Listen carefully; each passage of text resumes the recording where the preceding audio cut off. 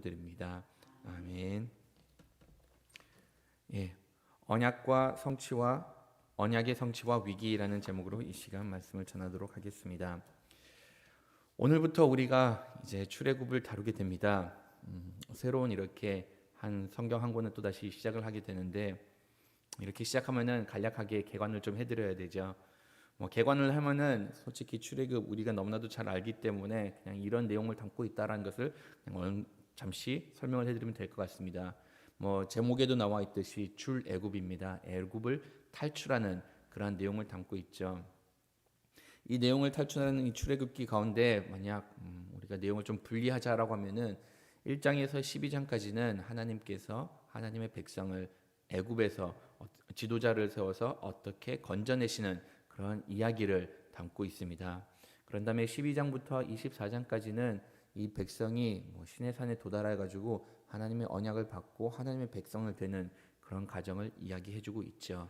그리고 마지막 이제 후반 부분 25장부터 해가지고 40장까지 이렇게 쭉 보시면은 하나님께서 하나님의 언약 백성을 세우시고 이런 가운데에서 어떻게 하나님을 섬기고 하나님의 성막을 어떻게 지어서 거기서 하나님께 제사를 어떻게 드려야 되는 그런 내용을 담고 있다라고 보시면 됩니다.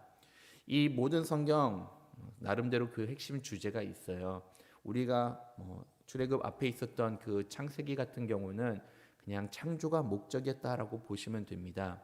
하나님께서 이 세상을 어떻게 창조하셨고 하나님께서 사람들을 어떻게 창조하셨고 그런 다음에 이런 가운데서 창조의 이렇게 역사를 쭉 보시면 됩니다. 근데 만약 창조가 창세기에 하나님의 창조가 창세기의 주된 내용이다라고 생각을 하시면은 출애굽 같은 경우는 주된 내용이 무엇일까라고 한 문장으로 요약을 하자고 하면은 하나님께서 그의 백성들을 어떻게 구원해 주셨는 것인가, 구원이 구원을 이렇게 이루시는 것을 다루고 있다라고 보시면 됩니다. 하나님의 구원 언제부터 시작했을까요? 이 구원의 사역이 언제부터 필요했었을까요? 이것은 어디서부터 시작을 됐는가 하면은 창세기부터 시작되었다라고 보시면 됩니다. 창세기 3장에 보시면은 아담과 하와가 하나님 앞에서 죄를 범하였기 때문에 죽음이라는 것이 죽음의 형벌이 인류에 들어오게 되었고 이 죽음으로부터 하나님께서는 구원해 주실 거라는 그런 약속으로부터 이렇게 시작이 되어 가지고 하나님의 구원의 사역, 사람이 죄를 지은 순간부터 이렇게 시작되었다라고 보시면 됩니다. 그러다 보니까는 1장 창조를 하였지만은 창세기 같은 경우는 창조를 하였지만은 창세기의 마지막이 되는 것은 무엇이냐? 마지막의 내용을 보시면은 요셉이 죽는 것으로 창세기가 마무리되는 것을 보게 돼요. 그러면서 이제 여기서는 창조가 있었지만은 사람들이 죄를 범하였기 때문에 죽음이라는 것이 같이 들어오게 되었다라고 이렇게 보여주고 있는 것이죠. 그러면은 출애굽은 어떻게 시작될까요? 모든 것으로부터 하나님께서 구원해 주시는 그런 구원의 역사가 시작되는 것을 알려주고 있다는 것이죠. 그래서 출애굽기 1장 1절을 보시면은 우리나라 이제 원어에서는 보시면 이것이 접속사로 시작되는 것을 보게 돼요. 그러므로 그리고 이것이라고 이렇게 시작되는 것을 보게 되는데 마치 이 출애굽의 내용이 창세기에서 연결이 되는 그러한 내용을 담고 있다는 것을 암시를 하고 있는 것이죠. 창세기에서 들어왔던 내용이 출애굽기에서 연속이 된다라고 하는데 창세기에서 창조와 그다음에 죽음, 구원이라는 내용이 들어 있었고 거기서 또 무슨 내용들이 들어 있었는가 하면은 하나님께서 이스라엘을 통해서 야곱을 통해서 큰 민족을 이루는 그러한 내용이 같이 담겨져 있었다는 것이죠. 그리고 이것이 야곱의 가족이다라고 하면서 그 언약이 연결되는 것, 구원의 언약, 민족의 언약, 하나님의 백성을 이루는 그 모든 언약이 지금 여기서 계속되고 있다라는 것을 알려주었던 겁니다. 그리고 야곱의 가족은 이렇게 된다고 하면서 야곱의 가족을 이렇게 설명을 하면서 출애굽기가 시작이 되는 것을 보아요. 야곱의 가족을 소개를 하는데 이 가족의 소개를 보시면은 어떻게 시작되는 것인가? 2절을 보시면 루벤과 시므온과 레위와 유다와 이사갈과 스불론과 베냐민이라고 이렇게 기록이 되어 있습니다. 눈치채신 분은 채셨을 거예요. 누구의 이름으로부터 시작되고 있죠?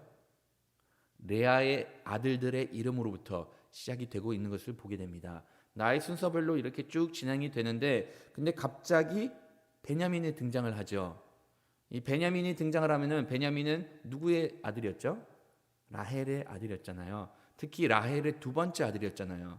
만약 이것이 순서대로 진행이 되었다라고 하면은 요셉이 먼저 언급이 되어야 됐었는데 요셉을 언급하기보다는 베냐민이 먼저 이렇게 언급되는 것을 보게 됩니다.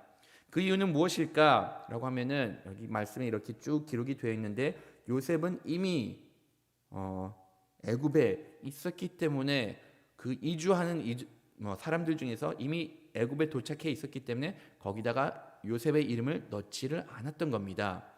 하나님께서 요셉을 왜 애굽에다 먼저 보내셨던 것을 여러분들은 잘 알고 계시죠.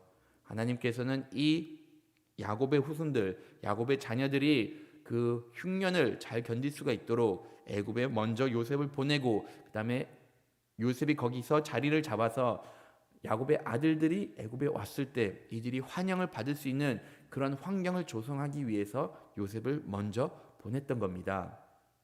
요셉을 먼저 보내가지고 야곱의 가족이 이제 나중에 이주를 하게 됐는데 이때 이주하게 되었던 인구수를 보시면은 대략 인구수를 보면은 70명이 되었다라고 이렇게 기록이 되어 있습니다. 이 70명을 애굽으로 보냈는데 그 전에는 하나님께서 아브람도 그렇고 이삭도 그렇고 야곱도 이렇게 애굽으로 가는 것을 원치 않았는데 정작 야곱 때는 애굽으로 가는 것을 허락을 하셨던 것이었죠. 그 이유는 무엇일까라고 하면은 이 큰 민족을 이루기 위해서는 가나안이라는 땅보다는 애굽이라는 그곳이 훨씬 더 적합했기 때문에 이렇게 야곱의 자녀들을 애굽으로 이송을 시킨 겁니다. 물론 하나님의 뜻이 있었다라고 하면은 가나안에서도 충분히 그렇게 큰 민족을 이루실 수가 있었어요. 그런데 좀 더 빠르게 번성하기 위해서 좀 더 빠르게 큰 민족을 이루기 위해서는 애굽이라는 나라가 조금 더 적합했던 것이었죠. 애굽이라는 나라는 어떤 나라였을까요? 그때 당시 강대국으로 성장해 있었던 나라입니다. 절대적인 강대국이었고 그곳에서는 살기가 너무나도 좋은 나라였죠. 그냥 1년 내내 밖에서 보내더라도 이렇게 문제가 되지 않는 그런 기후 조건을 갖고 있었고 그런 다음에 거기서는 나일강이 있었기 때문에 농업도 하기도 편했고 그런 다음에 가축, 유목 생활하기도 되게 편했던 그러한 곳이었습니다. 이러한 곳에 지금 야곱과 그의 자손들을 보내게 되었는데 죄송합니다. 야곱과 그의 아들들을 이렇게 보내게 되었는데 솔직히 70명이라는 인구가 애굽에 가게 됐다고 하면은 그 인구 그렇게 큰 인구는 아니었죠. 한 민족을 이루기는 솔직히 그런 많은 인원수가 아니었던 것이었죠. 한 민족을 이루려고 하면은 제가 봤을 땐 최소한 100만 명이라는 큰 사람이 필요한데 70명으로 100만 명까지 이렇게 모인다. 그냥 얼추 인류 역사를 계산한다고 하면은 한 10년에 5% 정도 인구가 증가를 한다라고 이렇게 계산할 수가 있어요. 그러면 100만 명을 이루려고 하면은 못해도 한 600년 이상 이런 기나긴 시간이 있어야지 100만 명 이상이라는 그런 인구수를 모을 수가 있게 된다는 것이죠. 말씀을 보시면은 출애굽에서 했을 때 그때 당시 인구 조사를 하니까는 400년이 지난 시점에서 인구가 대략 인구가 60만 3,550명이 됐다라고 이렇게 기록이 되어 있어요. 그러다 보니까는 이 시간 한 그 정도쯤 되면은 그만큼 사람들이 불어날 수가 있었겠구나라고 생각을 하는데 이 60만 3,550명 개수를 했던 것이 남자들 기준으로 20세 이상 되는 남자들 이상으로 개수를 하였기 때문에 실질적으로 출애굽했을 당시에 이스라엘 백성들을 수를 보면은 200만이 훨씬 더 넘어가고 좀 이렇게 계산을 어떻게 하는가 따라서 300만 명까지 될 거다라고 이렇게 추정하는 신학자들이 있다는 겁니다. 70명이 애굽에 이주를 해가지고 400년이라는 시간, 우리가 생각하기는 긴 시간이지만은 솔직히 한 민족을 이루기 위해서는 이렇게 좀 적은 시간, 이렇게 많은 시간은 아니라고 봅니다. 그런데 이 400년이라는 짧은 시간 동안에 하나님께서는 이 이스라엘 백성을 축복하셨기에 200만 명이 넘는 그런 어마어마한 인구를 이렇게 이뤄내신 것이었죠. 사람들은 생각하기엔 무엇이냐? 이것은 불가능하다. 역사학자들이 하는 말, 이것은 물리적으로 불가능하다라고 이렇게 계산을 합니다. 어떻게 70명밖에 되지 않는 사람들이 400년이라는 짧은 기간 동안에 한 적게는 200만 명, 많게는 300만 명이라는 그런 어마어마한 대민족을 이룰 수가 있냐라고 해서 세상 사람들은 생각하긴 이것이 불가능하다라고 계산을 합니다. 하지만 우리가 깨달아야 되는 것은 이것은 하나님께서 일하심이라는 것이죠. 하나님께서는 야곱을 통해서 이렇게 큰 민족을 이루신다라고 약속을 하셨고, 하나님께서는 비록 적은 무리라고 할지라도 하나님의 계획이 있으시니까는 이 적은 무리로 정말로 놀라운 기적을 이루셨다는 겁니다. 우리가 이 70명이라는 사람 절대적으로 적은 수예요. 하지만 하나님께서 일하시는 거 수의 적음과 많음에 있지 않다는 것이죠. 모든 것이 다 하나님의 능력이기에 400년이란 짧은 기간 동안에 200만 명이 넘는 그러한 민족을 이루셨던 겁니다. 이것이 다 하나님의 역사이자 이것이 하나님께서 언약을 성취해가는 방법이라는 겁니다. 하나님께서는 약속하신 것이 있었기에 이 약속을 신실하게 이행하기 위해서 이렇게 이 민족을 축복을 하신 것이었죠. 근데 문제가 항상 발생을 해요. 하나님의 축복을 누리다 보면은 그러한 가운데 세상 사람들의 방해가 있다는 것이죠. 이 이스라엘 백성이 크게 번성을 하다 보니까는 정작 애굽에 있었던 지도자들이 겁을 내기 시작합니다. 새로운 왕이 등극을 하게 되고 정말로 요셉을 몰랐던 지도자가 왕이 되게 되었는데, 이 왕이 보았을 때 이렇게 많은 사람들이 불어나기 시작하니까는 자신의 나라 애굽이라는 나라에 이 사람들이 위협이 될 수가 있겠구나. 이 사람들이 쿠데타를 일으키면은 우리나라가 위협을 받겠고, 혹시나 이 사람들이 떠나게 되면은 우리나라는 큰 타격을 볼 것 같으니까는 무엇을 하기 시작했는 것인가? 이들에게 노동을 시키기 시작하고 정말로 람셋을 짓기 시작하고 여러 가지 건축물을 짓게 만들었던 겁니다. 중노동을 시켰던 것이었죠. 어떻게 보면은 되게 이해 안 가는 정책인 것 같아요. 만약 이 사람들이 떠나는 것을 원치 않는다라고 하면은 좀 더 대우를 잘해줘야 될 것이고, 그런 다음에 이들에게 대우를 잘해준다라고 하면은 이들이 실질적으로 쿠데타를 일으키지 않을 텐데, 어떻게 보면은 더 압박을 넣으면서 그들을 더 괴롭히면서 이들이 여기 남아있기를 원하고 이들이 사회에 대한 불만을 갖지 않기를 이렇게 원했던 겁니다. 어떻게 보면은 이 왕 지혜롭지 못했던 것이었죠. 또한 다른 한편으로서 말씀에 기록되어 있는 것은 무엇이냐? 이 왕 같은 경우는 요셉을 몰랐기 때문에 이 백성들을 몰랐고 그다음에 이들에게 이렇게 중노동을 시켰던 겁니다. 근데 여러분들이 알아야 되는 것은 이 왕이 백성을 몰랐다는 것은, 요셉을 몰랐다는 것은 하나님을 몰랐다는 것이고, 이 왕이 하나님의 백성들을 괴롭혔다는 것은 또한 하나님을 대적하는 그러한 행동이 되어버렸던 것이었죠. 하나님께서 애굽이라는 나라가 성장을 할 수가 있게 도와주신 분이시고 그 흉년을 이겨낼 수가 있게 만들어주신 분이신데, 정작 이 왕이 왕으로 등극을 하면서 하나님을 모르다 보니까는 하나님의 백성을 대적하게 되고, 더 나아가서는 이렇게 하나님을 대적하게 되는 죄를 범하게 되었던 것이었죠. 역사를 모르고 하나님을 모르다 보니까는 이런 실수를 범하게 된 겁니다. 때로는 우리가 역사를 잊어버릴 때가 있어요. 하나님께서 행하신 그 모든 일을 잊어버릴 때가 있다는 것이죠. 세상 사람들뿐만이 아니라 우리들조차도 그런 것을 잊어버릴 때가 있는데, 세상 사람들은 하나님을 모르기 때문에 더더욱이나 하나님의 행하신 그 모든 일을 잊어버릴 때가 있습니다. 우리나라 같은 경우는 하나님께서 세우신 나라다라고 이렇게 말을 하더라도 그것은 과언이 아닙니다.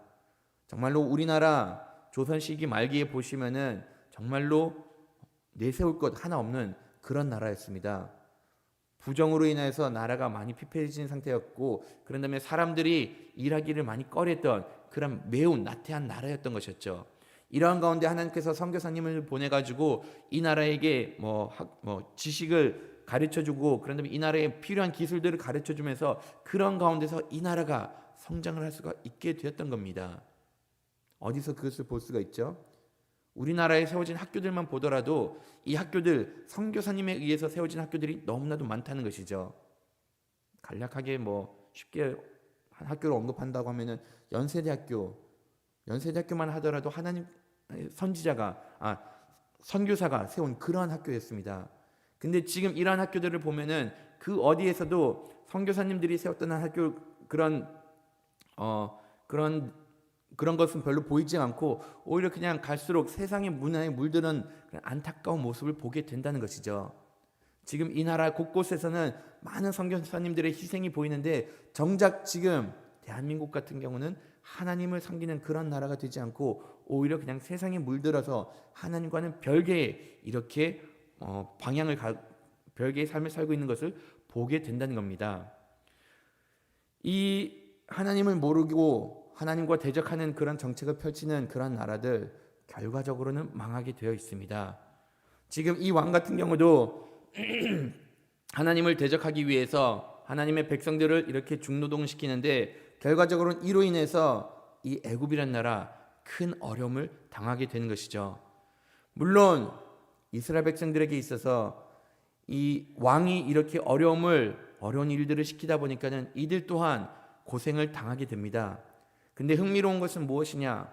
말씀을 보시면은 비록 이들이 중노동을 하지만은 그런 가운데서도 하나님의 자녀들이 번성을 하게 되는 것을 보게 된다는 것이죠.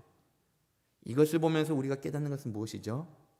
하나님의 뜻이 있고 하나님의 보호하심이 있으면은 설령 환경이 좋지 않다고 할지라도 그런 가운데서 하나님의 인도하심이 있다는 겁니다.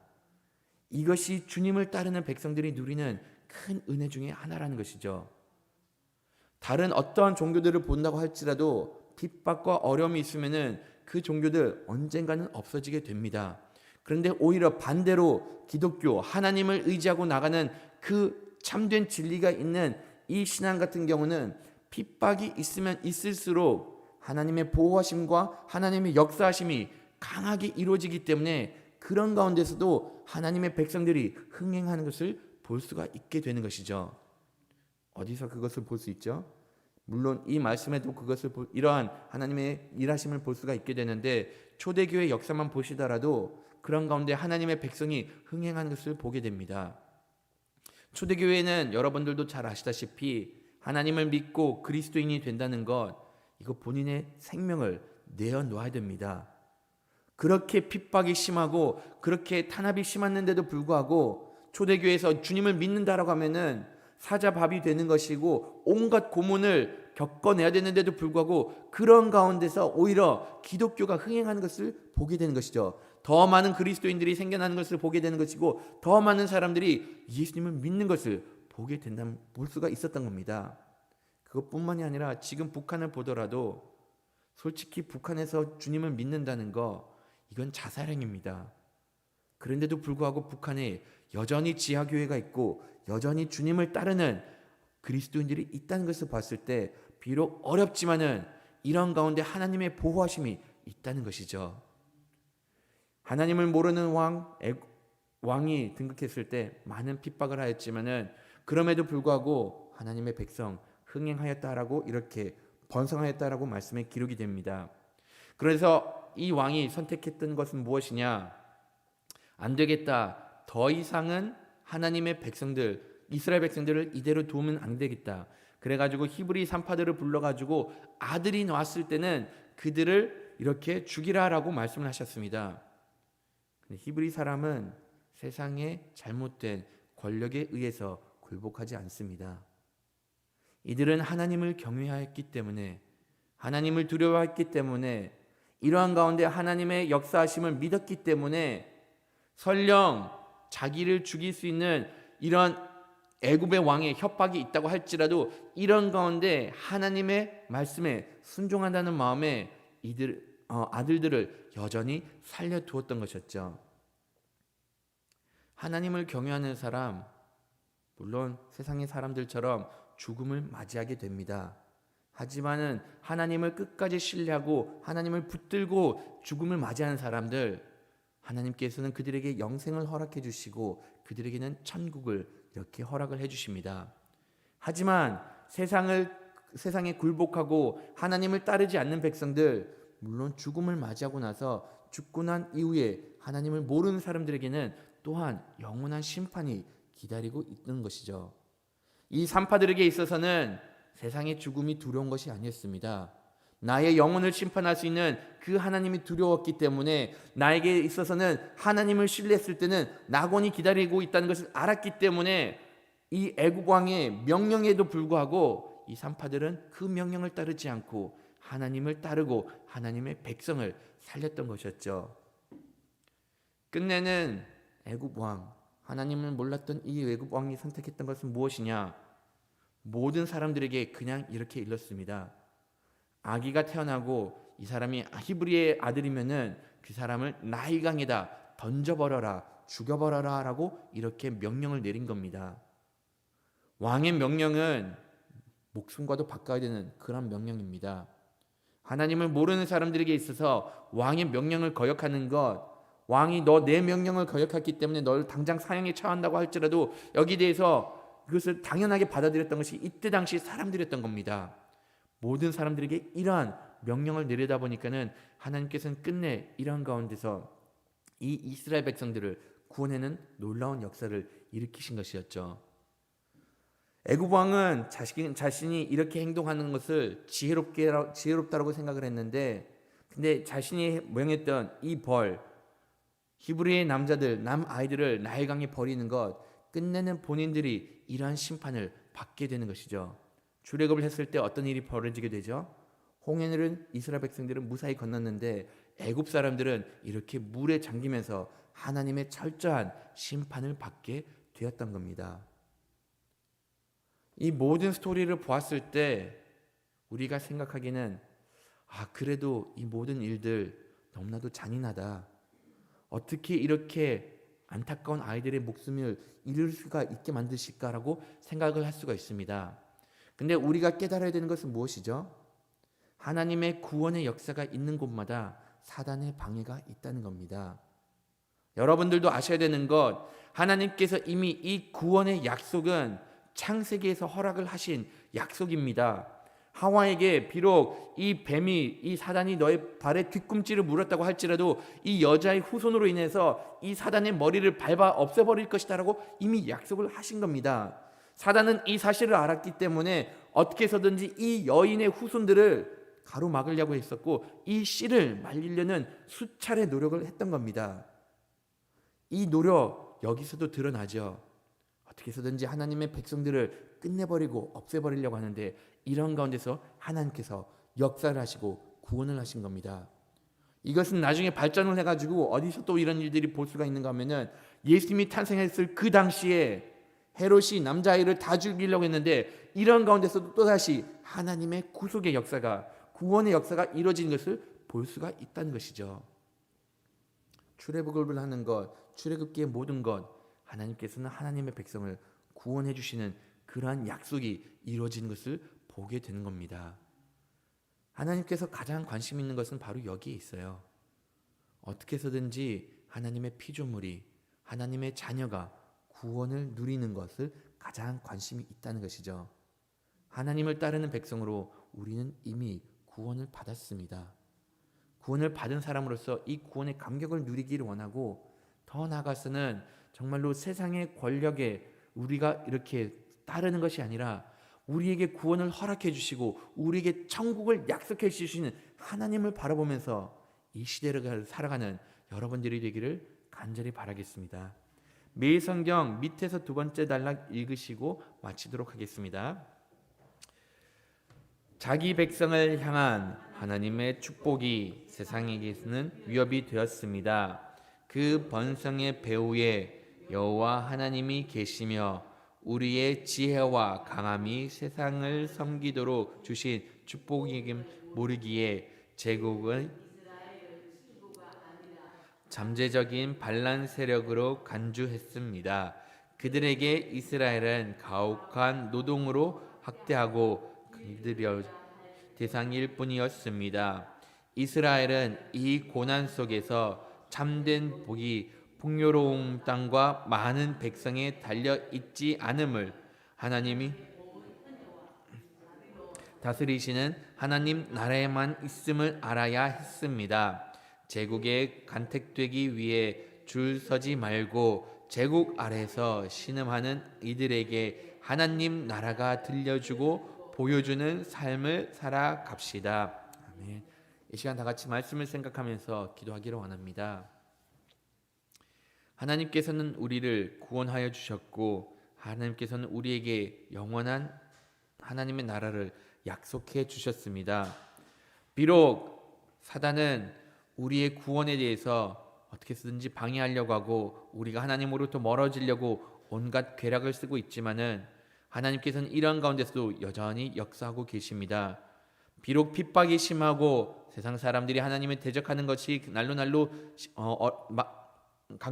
하나님을 대적하는 그 핍박이 강도가 날로 강해지고 있지만은 이러한 가운데서 여전히 하나님께서는 하나님의 자녀들을 보호해 주시고 계심을 믿고 끝까지 하나님을 의지하는 하나님의 자녀들이 되기를 소망하며 이 시간 같이 합심해서 기도하도록 하겠습니다. 같이 기도하겠습니다. 하나님 아버지 감사합니다. 하나님께서는